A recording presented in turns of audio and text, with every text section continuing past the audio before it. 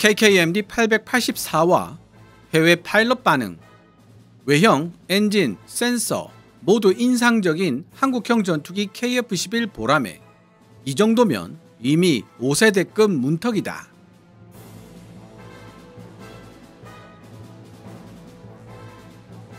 기술력, 완성도, 비행 안정성 측면에서 높은 점수를 주고 싶다. 정말 멋지고 잘 만든 전투기다. 이 정도면 이미 5세대급 문턱에 와 있다. 한국이 자체적으로 이런 전투기를 만들 수 있다는 사실이 대단히 인상적이다. 오늘 소개할 KF-11 보라매 시험비행 영상 반응을 작성한 CW 러모인은 독특한 이력을 지닌 인물입니다. 미 공군에서 F-16을, 미 해군에서 FA-18을 다루었던 파일럿 출신인 그는 스릴러 소설 작가로 활동했다가 최근 구독자 47만 명의 유튜브 채널 CW 러모인을 운영하고 있습니다.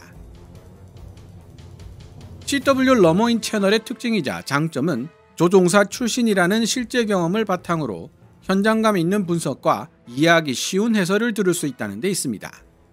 이런 CW 러모인 채널이 며칠 전인 11월 11일 Fighter Pilot Reacts to KF-21 Demo, 전투기 조종사 KF-11 시험 비행에 반응하다 라는 제목의 영상을 게재했습니다.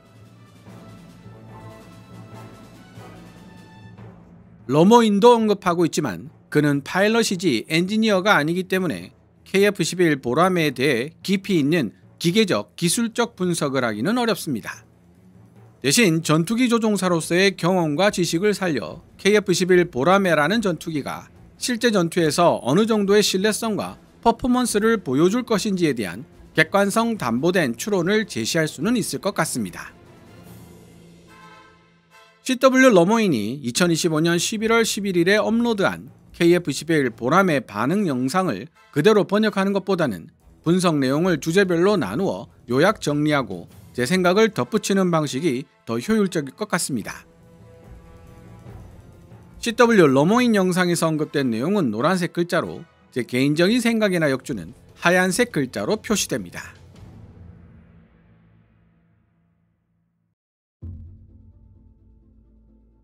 KF-11 보라매의 외형과 설계에 대해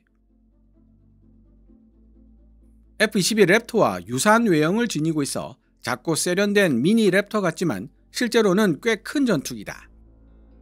넓은 조종석과 현대적 계기판을 갖추고 있다.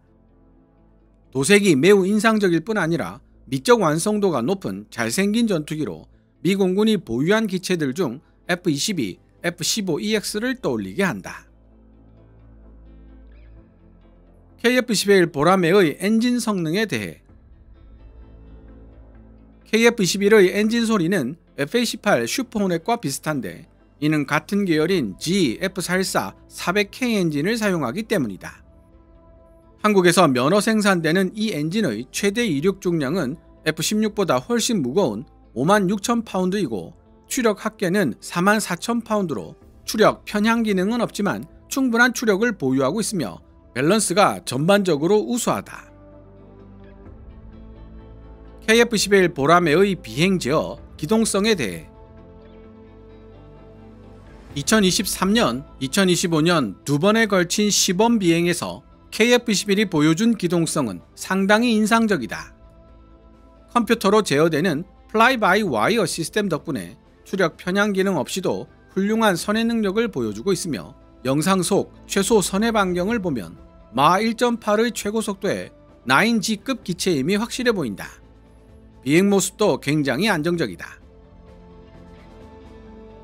다만 F-22 랩터와 같은 추력 편향, 스러스트 벡터링 기능이 없는 데다 전연 연장부 LEX도 제한적이라 FA-18EF 슈퍼호넷보다는 민첩성이 떨어지고 F-35 라이트닝2와 비슷한 수준의 선회 성능을 가졌을 것으로 예상된다.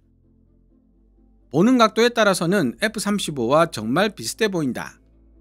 에어쇼는 어디까지나 홍보용 퍼포먼스이므로 실제 성능은 기밀로 유지하는 것이 일반적이다. KF-11 보라매의 기동 성능이 FA-18EF 슈퍼호넷에 미치지 못할 것으로 보인다는 러모인의 리뷰에 개인적으로 의구심이 생겼습니다. 기동성을 평가할 수 있는 핵심 지표 중 하나인 추력대 중량비라는 관점에서 KF-11 보라매와 FA-18EF 슈퍼호넷을 비교해보면 전혀 다른 결과가 도출되기 때문입니다. 50% 연료와 0대0 기본 무장만 갖춘 공중전 구성을 기준으로 했을 때 KF-11 보라매의 추력대 중량비는 1.38, FA-18EF 슈퍼호넷의 추력대 중량비는 1.12로 추력 기반 에너지 기동성 측면에서는 KF-11 보라매가 더 우수합니다. 그래서 KF-11 보라매의 정통한 어깨 소식통에게 서면 인터뷰를 시도해봤습니다. 그 답변을 시청자 여러분들과 공유해보도록 하겠습니다. 전투기의 선회 능력이나 민첩성은 주로 아음속 속도에서 이루어지는 기동이다. 이러한 기동은 항력을 많이 발생시켜 기동 선회와 롤에 필요한 에너지를 얻기 때문이다. 따라서 초음속 상태에서 선회나 스택, 시저스 기동을 실시한다고 해도 마하 0.9 이하로 속도가 바로 떨어질 수밖에 없다. 추력 깡패인 F-22 랩터도 예외는 아니다. KKMD의 지적처럼 전투기의 기동성을 비교할 때 기본 공허 중량과 0대0 기본 무장이 중요한 역할을 하는데 항모 함재기인 FA-18EF 슈퍼호넷의 기본 공허 중량은 약 14.5톤에 주행 면적이 500제곱피트, KF-11 보라매의 기본 공허 중량은 11.8톤에 주행 면적 500제곱피트다. KF-11 보라매의 추력대 중량비가 훨씬 더 앞선다는 뜻이다. 또한 KF-11 보라매의 비행 제어 컴퓨터는 최신 기술로 설계되어 있다. 따라서 마하 0.7에서 0.9 정도의 고속 0대0 전투에서는 KF-11 보라매가 FA-18EF 슈퍼호넷보다 우위에 설 가능성이 매우 높다. 다만 FA-18EF 슈퍼호넷은 KF-11보다 확장된 전연 연장부 LEX와 보다 큰 수평 미익의 조합으로 마하 0.5 이하의 저속 고바등각 상태에서의 기동성과 안정성이 뛰어나다. F-35의 사례에서도 알 수 있지만 첨단 전투기일수록 비행 제어 선에 민첩성 요구도가 매우 높게 설정된다. 즉, 과거 등장했던 전투기들의 장점은 모두 간직하면서 더 빠르고 민첩하게 움직일 것이 요구된다는 뜻이다. 결론적으로 KF-11 보라매의 기동성은 공허 중량 13톤인 F-35를 기준으로 최소한 동급이거나 그 이상이라고 보는 것이 타당할 것이다.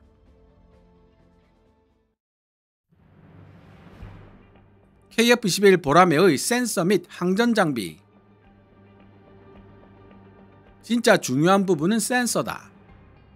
조종석 내부는 F-35와 유사한 대형 터치식 디스플레이 LAD 구역을 지니고 있다. KF-11은 시야를 움직이기만 해도 적기가 조준되는 헬멧 장착형 디스플레이 HMD와 비행, 전투 정보를 전방 시야에 겹쳐서 볼 수 있도록 해주는 투명 디스플레이 장치 헤드업 디스플레이 HUD도 함께 사용하고 있는데, 이는 헤드업 디스플레이 HUD를 제거해버리고 헬멧 장착형 디스플레이 HMD만 사용하고 있는 F-35보다 오히려 더 마음에 드는 부분이다. 적외선 탐색 및 추적 장비 IRST를 포함하고 있다는 것도 큰 장점이다. 또한 KF-11은 이미 탑재된 A사 레이더를 통해 소형 드론과 장거리 목표물 탐색에 성공해 높은 수준의 센서 융합, 목표물 탐지 능력을 입증했다. KF-11 보라매의 스텔스 설계와 전투 임무 및 운용 개념. 동체 하부에 반매립형 무장창을 지닌 KF-11은 블락2까지 무장을 외부에 장착하게 되지만 EX 버전부터는 내부 무장창을 도입할 예정이다. 따라서 현재 완전한 스텔스라고 정의할 수 없는 KF-11은 대신 뚜렷한 발전 경로를 보여주고 있으며 4.5세대에서 5세대로 진화하고 있는 중이다. KF-11은 다목적 멀티롤 전투기로 공대공 전투 임무는 물론 공대지, 공대함 전투 임무도 수행할 수 있다. 또한 적진 깊숙이 침투시킬 종심 침투 목적이 아니라 자국 방어나 지역 분쟁 대응 목적으로 쓰일 때 KF-11 같은 다목적 전투기에게 있어 무엇보다 중요한 능력은 스텔스 능력이 아니라 전투 임무를 보다 효율적으로 수행할 수 있는 능력이다. KF-21 보라매는 꾸준히, 자주, 가장 많이 실제 임무를 수행하는 주력 기체, 즉 다목적 워크호스로 사용되기에 적절한 기체라는 점에서 전쟁 후반부에 전세를 결정짓는 역할을 할 수 있다. 그런 점에서 KF-21 보라매는 전쟁 초반에 쓰임새가 많은 F-35 같은 종심 침투 전투기와 차별화된다. 개인적으로 여러 면에서 KF-21 보라매는 F-15를 현대적으로 재해석한 기체라는 생각이 든다. KF-21 보라매가 지니는 항공산업적 가치. 이륙에서부터 착륙까지 KF-11은 인상적인 퍼포먼스를 보여준다. 대단히 유능한 설계와 조종사들 덕분에 KF-11은 슈퍼 기동성, 슈퍼 매뉴버빌리티를 지닌 전투기까지는 아니지만 4.5세대에서 5세대로 가는 중간 단계의 다목적 기체라는 평가에 적합해 보인다. 이 정도면 이미 5세대 전투기의 문턱에 도달했다고 볼 수 있을 정도다. KF-11은 정말 멋진 전투기이며 한국이 자체적으로 5세대에 가까운 4.5세대 전투기를 생산한다는 것은 대단히 놀라운 일이다. 한마디로 한국 항공산업의 성숙함을 보여주는 산증인인 셈이다.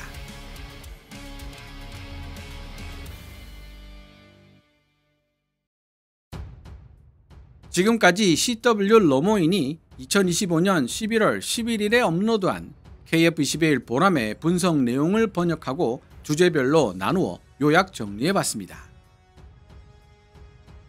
CW 러모인의 언급을 종합해서 요약해보자면 KF-11은 대한민국이 독자적으로 개발한 5세대에 가까운 4.5세대 전투기로 외형, 엔진, 센서, 조종석이라는 면에서 모두 인상적이며 완전한 스텔스 전투기로 발전할 수 있는 명확한 로드맵을 지닌 멋진 기체라는 말로 정리할 수 있겠습니다.